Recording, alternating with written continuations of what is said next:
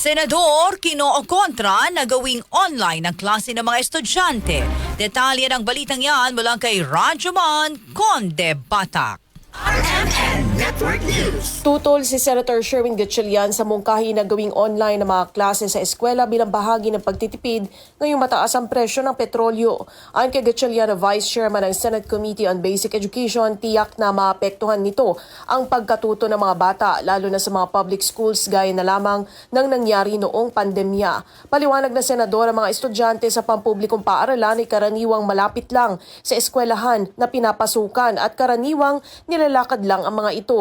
Gayunman, ang online classes ay pwedeng umubra sa mga mag-aaral ng private schools dahil sila ang may kakayahan at may sapat na kagamitan. Makakatulong din talaga sila sa pagtitipid ng petrolyo dahil karamihan ng nasa private schools ay mga hatid sundo ng mga sasakyan. Sa kabilang banda ay binigyang diin pa rin ni Gatchalian na sa face-to-face classes pa rin higit na matututo ang mga estudyante.